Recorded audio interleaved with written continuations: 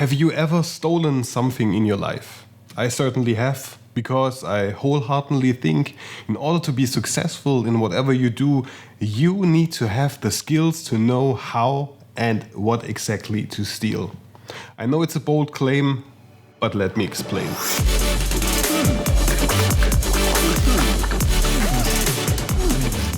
99% of people that are successful are some kind of thieves.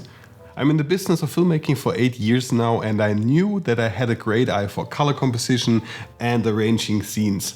But other than that, I was pretty much lost when it came to almost everything else at the beginning. So what did I actually do? I studied the works of other people that I really enjoyed. I looked at what cameras they were using, what kind of lenses, which were their favorite color schemes, which editing suits was their choice, and how did they actually arrange their sets. I even went so far and tried recreating shots they showed on their socials to learn how they composed them. I tried to copy their styles to learn how to actually make film. Basically, I stole their ideas and made them my own. I became better and better with the craft by stealing. When I came over to the filmmaking part of YouTube for the first time, I really loved the style of Peter McKinnon. I adored his fast cuts, the jumpiness of his stories, and the ease that he had in his videos that made it all so simple and doable for everyone.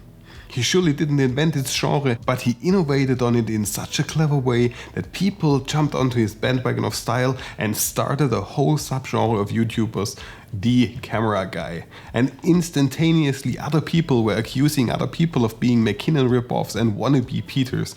And yes, I have been accused of that under one of my earlier videos as well. But guess what? That's absolutely nothing to be ashamed of. I'm sure it was meant as an insult, as something I should be ashamed of.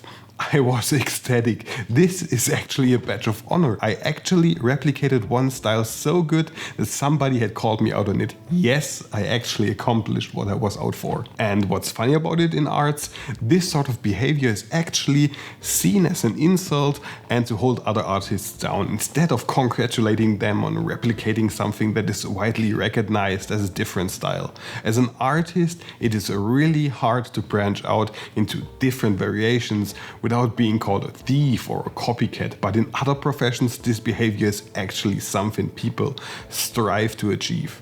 In football or soccer for my American viewers, people always strive to be like the players before them in greatness.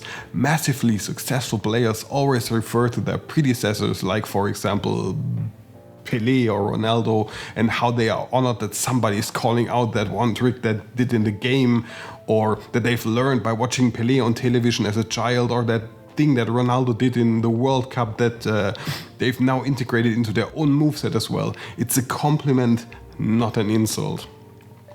When you try to be like the best in your field and then you actually learn all those techniques and become a great player yourself, you get celebrated by others. People start admiring you for your goals that you've set up for yourself at a very young age and that you have actually achieved them. The point that I'm actually trying to make is, if you try to be like the experts or the best in your field and put all your time and hard work into it, then you will learn a ton of new skills along the way. And when you recognize that your skill set that you actually acquired over this period of time and the skills of the other persons you admired for such a long time are now only a small gap away from each other, then don't be discouraged by others.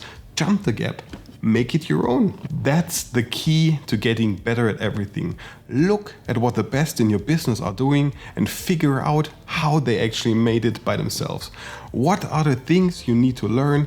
What is it that makes them what they are? And try to see where you can use it in your specific line of work as well. And yes, of course, that journey is not done in a couple of days.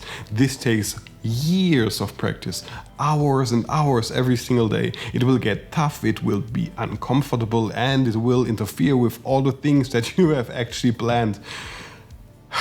But as soon as you have learned all the things that you wanted and you have actually jumped the gap, then start being proud of your work and everything that comes with it. And then, if somebody comes over, seeing your work, commenting that it looks like the work of person X, then take it as a compliment. The other person doesn't know how much work and time you have invested into your skill set to achieve that look or that specific type of craft. If you can play something from Mozart on your piano and people cannot recognize if this isn't the original piece by Mozart, this actually means you are really a great piano player. It actually means that your skill set has become so great that it makes you one of the best. This makes you more than a copycat, it makes you successful, and from then on forwards you can only learn even more and develop your craft even further. You have actually become someone to look forward to. Someone people, well, will try to copy themselves and become as good as you are. Yes, of course, you didn't invent the thing, but you actually innovated on it and made it your own. Someone at Disney once called that the circle of life. I actually call it the art of stealing.